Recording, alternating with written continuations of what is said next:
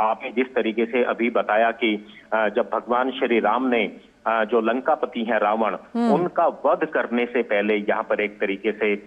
जो शिव है, शिवलिंग है, भगवान शिव है, उनकी यहाँ पर पूजा अर्चना यहाँ पर की थी। और इसी वजह से रामेश्वरम मंदिर का जो स्थापना है, कहा जाता है कि भगवान श्री राम ने ही उसकी स्थापना की थी। लेकिन कोदंडाराम स्वामी मंदिर के इतिहास की बात करें तो यहाँ पर राम, सीता, लक्ष्मण, हनुमान और विभीषण की मूर्तियां यहाँ पर हैं। इस तरह की मान्यता है कि विभीषण ने जब अपने बड़े भाई रावण को समझाया था कि माँ सीता को जो है वो वापस दे दें, श्री राम को वापस दे दें, तो उसके बाद जब रावण ने विभीषण की बात नहीं मानी थी तो विभीषण जो है भगवान श्री राम की शरण में आ गए थे और उन्होंने भगवान श्री राम की जो शक्तियां हैं उनको पहचान लिया था। और इसी जगह जहां आज प्रधानमंत्री नरेंद्र मोदी पूजा अर्चना कर रहे हैं, यहीं पर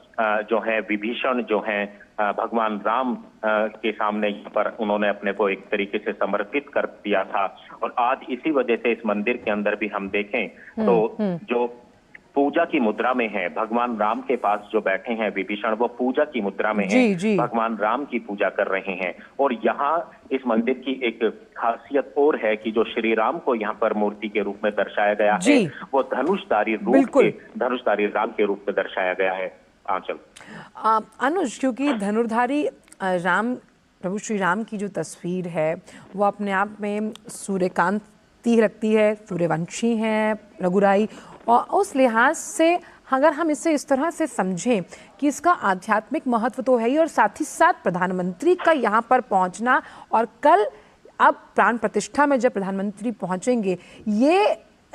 किस तरह का संदेश देता है, इसकी महत्वता क्या है? देखिए, ये तस्वीरें अपने आप में इतना व्यंगम दृश्य है, इतनी अलौकिक है, पूरे विधि विधान के साथ प्रधानमंत्री पूजा अर्चना में भाग लेते हुए। जी अनुज।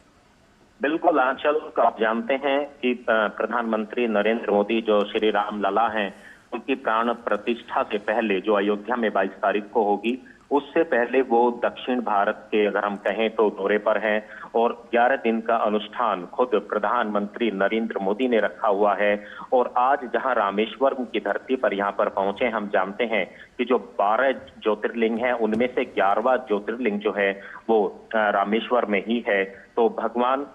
शिव की एक तरीके से यहाँ पर पूजा करने के लिए, भगवान राम की पूजा करने के लिए प्रधानमंत्री यहाँ पर पहुंचे हैं। इससे पहले आपने देखा होगा कि महाराष्ट्र के ज्योतिर्लिंग में नासिक के अंदर, चाहे मैं केरल की बात करूं,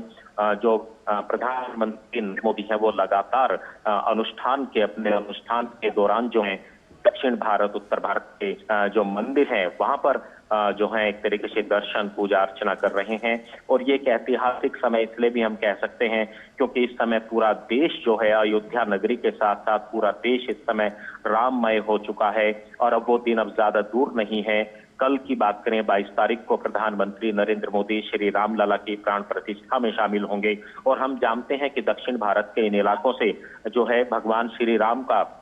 बड़ा नाता यहाँ पर रहा है। जिन जिन इलाकों के अंदर भगवान श्री राम का संबंध रहा है उन इलाकों में प्रधानमंत्री नरेंद्र मोदी ने पिछले कई दिनों के अंदर यात्राएं की हैं, भगवान का दर्शन किया है, पूजा अर्चना की है। और शायद इसीलिए हम इस बात को अब कह सकते हैं कि प्रधानमंत्री नरेंद्र मोदी ने जिस तरीके से पूरे देश को एक तरीके से हम कहें तो मजबूत बनाने का जो प्रण लिया था, उसमें वो मजबूत होते हुए दिखाई दे रहे हैं। अपनी कल्याणकारी योजनाओं और विकास की योजनाओं के साथ साथ प्रधानमंत्री पूरे देश को एक साथ बांधकर चल रहे हैं। और शायद इसी वजह से आज जो प्राण प्रतिष्ठा जो श्री राम लला की वो उत्तर भारत के अंदर होने वाली है, लेकिन प्रधानमंत्री नरेंद्र मोदी दक्षिण भारत के अपने दौरों के साथ एक वो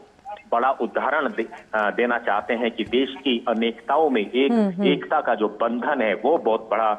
बंधन है। और हम जानते हैं कि भगवान राम ने भी 14 वर्ष के वनवास के दौरान जो है सभी जातियों को, संप्रदायों को एक सूत्र में बांधने का काम किया था। एक भारत का निर्माण कर अखंड भारत की स्थापना भगवान श्री राम ने की थी। और शायद इसी वजह से Tamil Nadu, Andhra Pradesh, Madhya Pradesh, Kerala, Karnataka, Nepal, Malaysia, Cambodia, Indonesia, Sri Lanka, ये ऐसे देश हैं जहां की लोक संस्कृति व ग्रंथों में आज भी राम जो है विद्यमान है। राम वहां पर उनकी लोक संस्कृति में झलकते हैं, क्योंकि श्री राम भगवान ने जो है अखंड भारत की स्थापना की थी और प्रधानमंत्री नरेंद्र मोदी आज एक अखंड भारत का जो सपना है उसको पूरा करता हुआ दिखाई दे रहे हैं। एक मजबूत भारत, एक नए भारत की जो कल्पना, एक विकसित भारत की जो कल्पना देशवासियों ने की है उसको पूरा करता हुआ नजर आ रहे हैं। अयोध्या नगरी में सिर्फ भगवान राम जो है, श्री राम लला जो है वो ही नहीं विराजेंगे, बल्कि भारत देश की जो 140 करोड़ जो जनता है,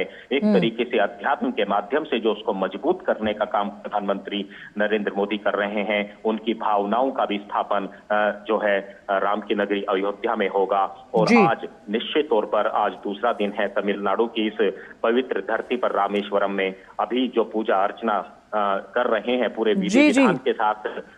जो है प्रधानमंत्री नरेंद्र मोदी कर रहे हैं। और इससे पहले की जो तस्वीरें आंचल दिखाई थी वो श्री राम सेतु, वही श्री राम सेतु है जब भगवान श्री राम जब लंका पर युद्ध करने के लिए गए थे, रावण का युद्ध करने के लिए गए, तो इसी मार्ग से, समुद्र के इसी मार्ग से जो है रास्ता बनाया गया था